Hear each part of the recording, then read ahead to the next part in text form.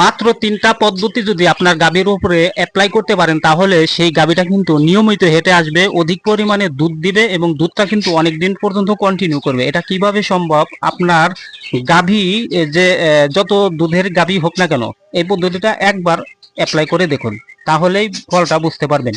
একটা গাভী 25 লিটার বা 20 লিটারের গাভী যে পরিমাণ দুধ দেয় সেই পরিমাণ খাবার যদি আমরা না দিতে পারি সেই গাভীটা কিন্তু ঘাটতি থেকে যায়।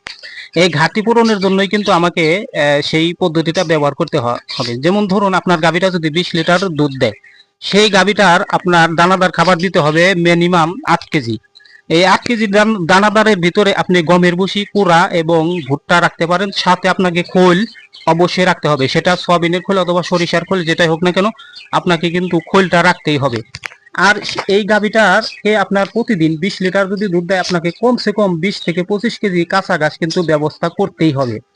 এই গেল দুইটা। আর একটা পদ্ধতি হচ্ছে আপনার গাভীর অতিরিক্ত দুধ দেওয়ার কারণে এবং ঘরের ভিতরে থাকার কারণে সে কিন্তু ক্যালসিয়াম শর্ট হয়ে যায়। এই ক্যালসিয়ামটা যদি আমরা ব্যবস্থা করে না দিতে পারি সাপ্লিমেন্ট হিসেবে, তাহলে কিন্তু এই গাভীর ক্যালসিয়াম শর্ট হয়ে যাবে এবং গাভীটা দুধ দোয়া কমে যাবে, গাভীটার স্বাস্থ্য ভেঙে যাবে এবং নিয়মিত কিন্তু হিটে আসবে না, আপনি যত পদ্ধতি ব্যবহার করুন না কেন। তাই আপনার গাভীকে প্রতি মাসে 10 দিন করে ক্যালসিয়াম দিতে হবে।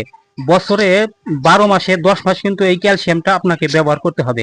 শুধুমাত্র যখন গাভীটা বাচ্চা দেওয়ার সময় হয়ে যাবে লাস্ট 9 মাসের পরে, তখন কিন্তু ক্যালসিয়াম দেওয়া যাবে না। আর গাভীটা যখন বাচ্চা দেবে তার কিছুদিন আপনার এই বিষয়টা অফ রাখতে হবে। এইটা যদি আপনি করতে পারেন তাহলে আপনার গাভী নিয়মিত হেঁটে আসতে বাধ্য থাকবে। এটা আমি দেখেছি একটা বড় খামারে, যে খামারে 25 থেকে 30 লিটারের গাভী, সেই গাভীগুলো কিন্তু নিয়মিত হেঁটে আসে এবং গাভীগুলো যেমন সুঠাম দেহের অধিকারী, আর গাভীগুলো হেঁটে আসার পর পরে যখন বীজ দেয় সেই বীজটাও কিন্তু সহজেই কনসেপ্ট করে ফেলে। আমাদের ক্ষেত্রে কি হয়, গাভী হিটেও যদিও বা হিটে আসে, সেই গাভীকে বীজ দিলে বীজটা কিন্তু কনসেপ্ট করে না, কারণ তার পর্যাপ্ত ক্যালসিয়ামের ঘাটতি থাকে। এই ক্যালসিয়ামের ঘাটতি পূরণ করার জন্যই আমি ওই খামারের কাছ থেকে শিখে এসেছি আপনার কমসে কম 10 মাস আপনার ক্যালসিয়াম ব্যবহার করতে হবে 10 দিন করে। এইটা করলে পারে আপনার গাভী ঠিক মতো দুধ দিবে এবং গাভীটাও কিন্তু হৃষ্টপুষ্ট থাকবে এবং বাচ্চাও কিন্তু নিয়মিত বছরে একবার করে একটা করে বাচ্চা দিবে। আমরা অতটা পারি না, আমরা কমসে কম গাভীকে 7 মাস বা 8 মাস বছরে ক্যালসিয়াম দেওয়ার চেষ্টা করব 10 দিন করে। যেহেতু আমরা ঘরে গরু লালন পালন করি, অবশ্যই আমাদেরকে এই পদ্ধতিটা অবলম্বন করতে হবে। আর একটা বিষয় হচ্ছে বছরে 2বার কৃমিনাশক করতে হবে। এইগুলো করলেই, আর দানাদার খাবারের সাথে যদি আমরা খোল অ্যাড করতে পারি, মানে সোয়াবিনের খোল যদি অ্যাড করতে পারি, তাহলে প্রোটিনের যে ঘাটতি সেটাও কিন্তু পেয়ে গেল। আর কাঁচা ঘাস দিলে, কাঁচা ঘাস হচ্ছে গরুর সর্বরোগের ওষুধ।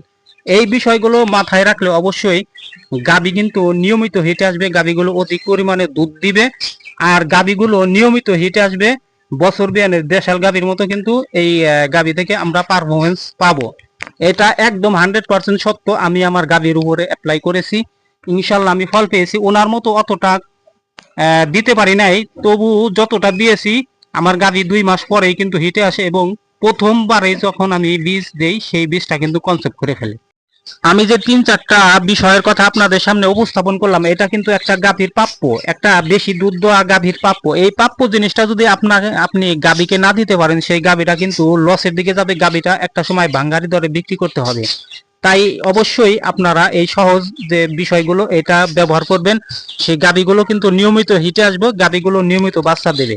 এইরকম ইনফরমেটিভ ভিডিও পেতে আমার চ্যানেলটি অবশ্যই সাবস্ক্রাইব করবেন, ভিডিওতে একটি লাইক দিবেন। সকলেই ভালো থাকবেন।